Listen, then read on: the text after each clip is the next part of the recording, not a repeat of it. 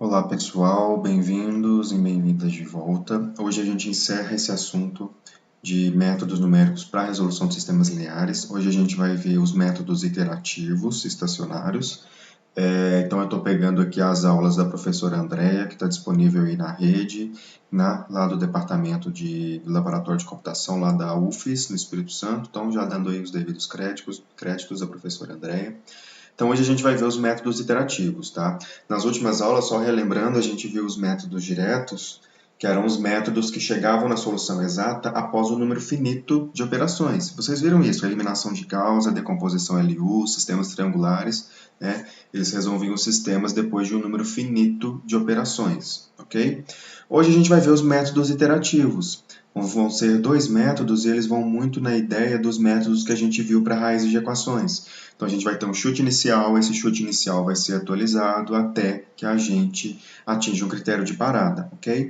Então a ideia dos métodos iterativos aqui no contexto de sistemas lineares é que a gente vai chegar sim na solução exata do sistema, mas apenas após um número infinito de operações. Então, na prática, é claro, a gente não vai botar esses métodos nas máquinas para rodar infinitamente, né? Então, a gente vai ter que estabelecer um critério de parada e aí a nossa solução vai ser uma aproximação.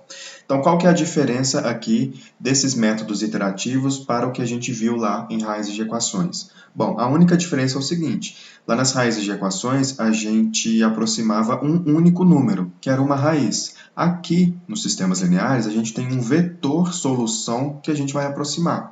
Então, a ideia é a gente ter um vetor solução que vai representar para a gente o nosso chute inicial, ou seja, a gente vai ter que dar um valor inicial para cada um dos x. Esse vetor inicial vai sendo atualizado até que a gente atinja o critério de parada, ok? Mas antes, é importante que a gente estabeleça as condições para que esses métodos iterativos converjam para a solução exata.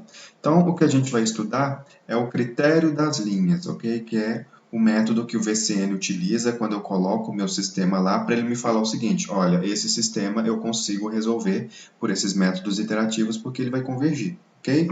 Tem aqui em cima, gente, uma definição mais técnica, mas a gente não vai focar nela, foquem apenas no critério das linhas, é o que a gente vai trabalhar e é o que vai ser cobrado de vocês no trabalho 2. Então é o seguinte, gente, é condição suficiente para a convergência dos métodos de Jacobi e Gauss-Seidel, que vão ser os métodos que a gente vai ver aqui hoje, que a matriz dos coeficientes A seja diagonal estritamente dominante. Parece estranho, né? Mas vocês vão ver que é bem simples. Moral da história. Se a sua matriz A do seu sistema, AX igual a B, se ela for diagonal estritamente dominante, então você consegue garantir que o seu método vai convergir. Então, qual que é a ideia disso? Para você falar que a sua matriz A é esse nome estranho, basta que cada termo da diagonal principal em módulo seja maior ou igual do que a soma dos demais termos da linha em valor absoluto. Vamos ver o que é isso na prática? Vamos lá para o VCN, ver aquele caso do circuito elétrico. Então aqui, pessoal, eu abri sistemas lineares, métodos iterativos, tá? Então, aqui a interface é similar, você coloca aqui a ordem do sistema 4, e eu inseri aqui a matriz A de coeficientes e o vetor B de constantes. Então, vamos verificar o critério das linhas aqui na nossa matriz A? Então, ele diz para a gente o seguinte, cada valor da diagonal principal em módulo deve ser maior ou igual à soma dos demais termos da linha também em módulo. Então, por exemplo, o menos 6. Qual que é o valor do menos 6 em módulo? É 6. Ele é maior ou igual à soma dos demais termos da sua linha em módulo? Sim, porque 2 mais 1 é igual a 4. Então, 6 é maior do que 4. Lembrando que a gente está considerando o módulo, tá, gente? Vamos para a segunda linha. Qual que é o termo da diagonal? É o menos 4. Menos 4 em módulo é igual a 4. 4 é maior ou igual do que os demais termos dessa linha em módulo? Sim, ó, 3 mais 1 mais 0 é igual a 4. Então, está valendo aí a igualdade. Beleza. Vamos para a terceira linha. Menos 13, pessoal, em módulo, que é 13, é maior ou igual do que a soma dos demais termos dessa linha? Então, 3 mais 2 mais 6 é 11. Então, em módulo, o menos 13 é maior do que o 11.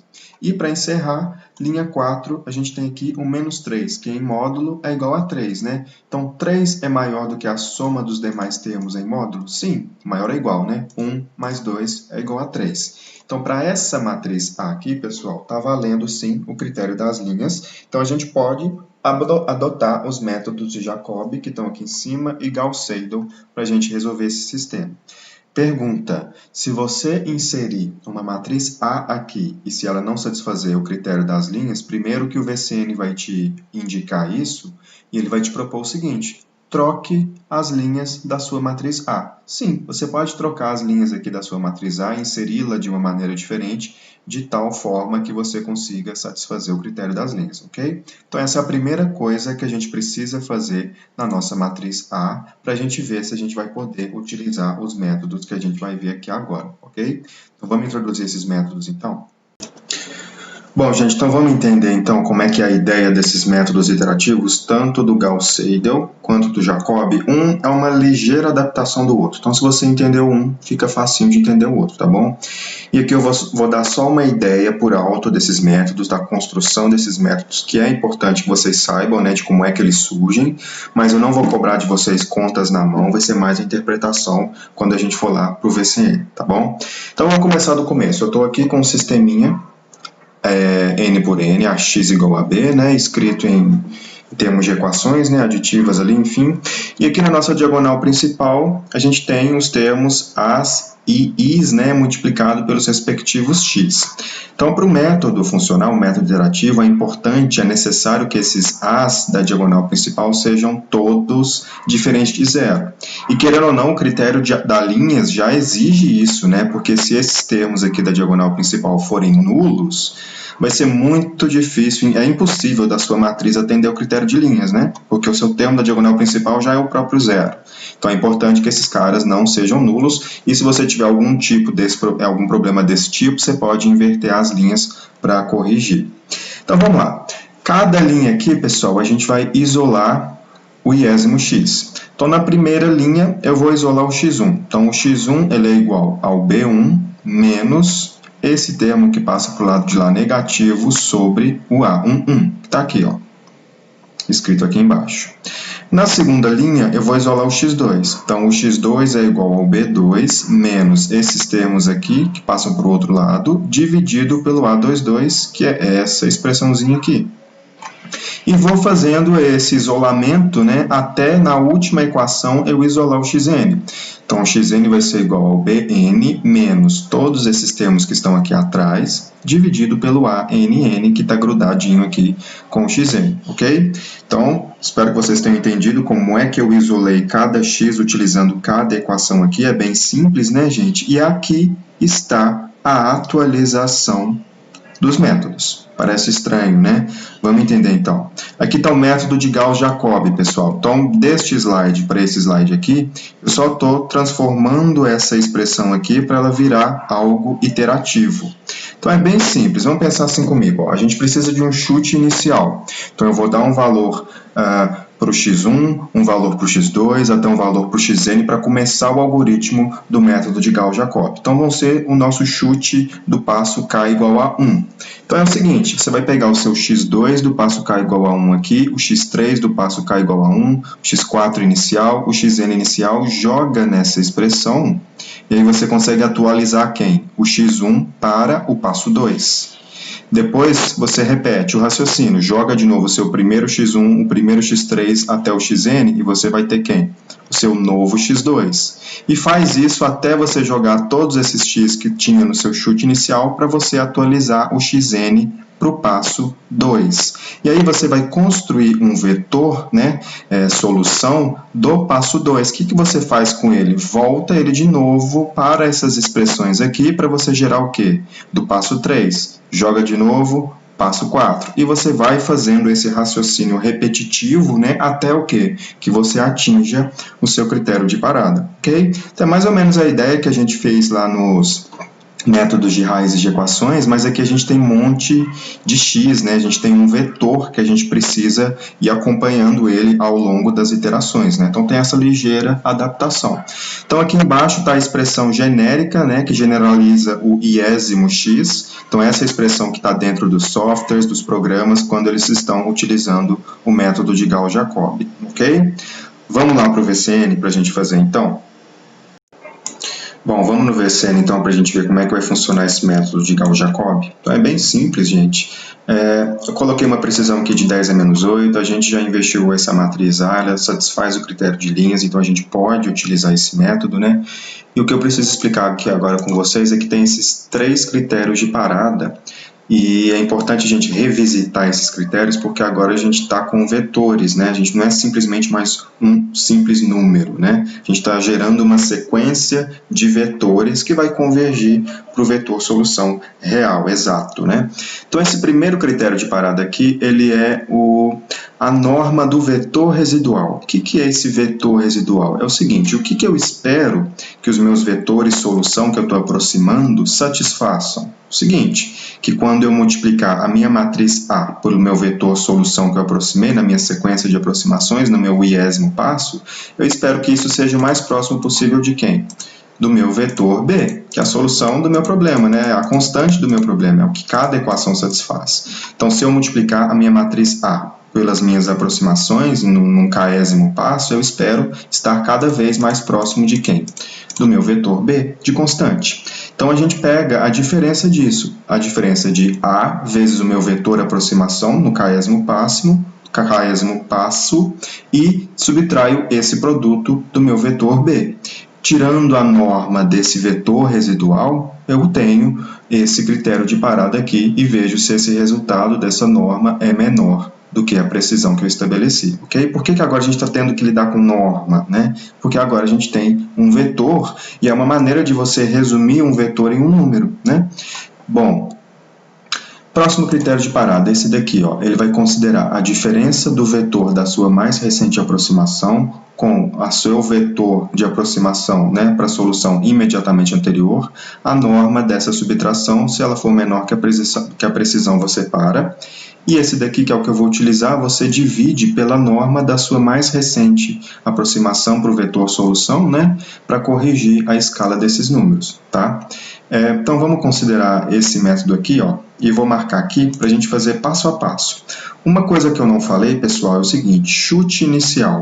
Que valores que eu posso colocar aqui, ó, para começar esse algoritmo no passo k igual a 1. Então, o que a literatura muito utiliza é substituir esses x do passo 1 por 0. Então, o primeiro chute inicial que a gente vai colocar e que as máquinas, enfim, a literatura utiliza é começar com todos os x igual a 0, ok? E aí, ele gera um novo x, um vetor solução, ou seja, ele passou por essa atualização aqui para todos os x, me gerou esse vetor aqui, fiz o critério de parada e comparo com ele sempre com essa precisão que eu estabeleci, ou seja, a gente ainda está muito longe desse carinho, né? E aí você vai fazendo passo a passo, ok? Vamos colocar para rodar então? Bom, então demorou 104 iterações, né? Então é um tempo aí razoável, e a gente chega nesses valores aqui, que não sei se vocês se lembram, são exatamente próximos, ou para não dizer iguais, aos que a gente já obtinha lá nos métodos diretos, e esse foi o primeiro erro que foi menor do que a precisão que eu estabeleci por esse critério de parada que literalmente parou o algoritmo, ok? Então esse é o método de Gauss-Jacobi. Bom, agora vamos ver o que é o método de Gauss-Seidel. Gente, vai ser uma simples adaptação do método de Gauss-Jacobi, tá? São esses nomes estranhos que eu vou repetir bastante, mas não reparem. Vamos lá. Pensem comigo o seguinte, imagine que eu coloquei aqui, ó, o x2 do passo 1, o x3 do passo 1, o x4 do passo 1, o xn do passo 1 e me gerou quem? O x1 do passo 2. E aí no método de Gauss-Jacobi, o que a gente continua fazendo? Aqui eu coloco o x1 do passo 1, o x3 do passo 1 até o xn do passo 1 para gerar quem? O x2 do passo 2. E aí você pode se perguntar o seguinte, mas professor, você pode ser muito mais esperto. Por que aqui no x1 que você coloca o passo igual a 1 no método de Gauss-Jacobi, você já não introduz já o x1 mais recente que você já tem, que é do passo 2, né? E os outros você ainda não atualizou. Essa é a ideia do método de Gauss-Seidel. Então, olha só, aqui a primeira linha é igual ao método de Gauss-Jacobi, mas quando eu passo para a minha segunda linha e eu vou substituir aqui o x1, eu já tenho um valor mais recente que eu já encontrei. No caso do x3, eu já tenho quem? O x1 e o x2 que eu já encontrei anteriormente. Então, a estratégia no método de Gauss-Seidel é você já ir atualizando já as suas operações iterativas já com os valores que você já vem encontrando, até você chegar no xn mais recente e você já utilizar todos os x que você já obteve aqui anteriormente. E aí o método de Gauss-Seidel ele resume a expressão genérica para o iésimo x desta maneira aqui, que eu não vou entrar tanto em detalhes, mas é o que está implementado nas máquinas, enfim. E aí eu solto uma pergunta para vocês, né? Método de Gauss-Seidel, ele já vem utilizando o que eu já vou encontrando. Isso vai se refletir na rapidez de convergência para a raiz, né? Voltando lá no outro tópico, para o vetor solução do meu sistema linear? A resposta é sim. A gente espera que o método de Gauss-Seidel ele seja mais rápido do que o método de Gauss-Jacobi. Vamos ver lá no VCN se isso vai acontecer? Então agora eu vou lá no VCN, vou marcar aqui ó, o método de Gauss-Seidel, vou colocar para reiniciar. Vou manter as mesmas coisas, o mesmo critério de parada, lembrando que o método de Gauss-Jacobi demorou 104 iterações, né? O método de Gauss-Seidel, olha só, reduziu para quase metade, gastando 56 iterações, né? Então vejam aqui o resultado bem similar ao que a gente já havia encontrado, e esse foi o primeiro erro menor do que esse, tal que fez com que o método parasse, ok? Então é isso, gente. Esse é o método de Gauss-Seidel. Ele é uma ligeira adaptação aí do método de Gauss-Jacobi, onde você já vai colocando na sua expressão iterativa já os valores que você já vem encontrando anteriormente, e isso faz com que o método seja mais eficiente computacionalmente, ok? Porque você já está atualizando o método à medida que ele é construído, tá bom? Bom, gente, então a gente chega ao fim desse tópico. Eu coloquei esse slide aqui para eu poder resumir tudo que a gente viu nesse tópico para dar um norte para vocês, porque eu dei diferentes alternativas para resolver o mesmo problema, né? Que é encontrar a solução de um sistema linear, de equações lineares, né? Então a gente viu essa primeira classe dos métodos diretos, que são aqueles métodos que vão chegar na solução exata, claro, considerando o erro de arredondamento, né? A limitação da sua máquina, mas isso é feito sempre após um número finito de operações. Então a gente viu os sistemas triangulares para resolver sisteminhas simples, né, de triângulo. A gente viu a eliminação de Gauss com estratégia de pivotamento para resolver sistemas mais gerais, e a gente viu a decomposição LU. Fechamos hoje com os métodos iterativos, né, que são aqueles métodos que vão chegar na solução exata, mas após um número infinito de operações. Então, na prática, a gente tem que utilizar um critério de parada, que foram os métodos aqui de Jacobi e o método de Gauss-Seidel, ok? Pergunta: se eu fosse implementar, primeiro uma curiosidade, na verdade, se eu fosse implementar todos esses métodos aqui, gente, em uma linguagem de programação, enfim, qual que seria aquele mais eficiente computacionalmente? Ou seja, qual aquele que resolveria um sistema linear mais rápido? Desconsiderando esses sistemas triangulares, né, gente, que são bem simples. E resposta direta é esses métodos iterativos, gente. Vocês viram a construção deles, como é que elas é simples e boba? Esses métodos aqui, para implementar e para funcionar, eles são extremamente rápidos, eles vão ser mais rápidos que a eliminação de Gauss, vão ser mais rápidos que a decomposição LU, ok? Então, se você está numa situação, problema e Por exemplo, lembra daquela deformação da viga que gera um monte de sistemas lineares? Então, se você tem uma penca, um monte de sistemas lineares e precisa resolvê-los, desde que você garanta as condições de convergência das suas matrizes A, os métodos iterativos com certeza vão ser bem mais atrativos em termos de tempo computacional para resolver o seu problema, ok? Mas se você não consegue garantir a convergência desses métodos aqui, tem os métodos aqui de cima. Então, a eliminação de Gauss ela é bem interessante para resolver problemas mais gerais.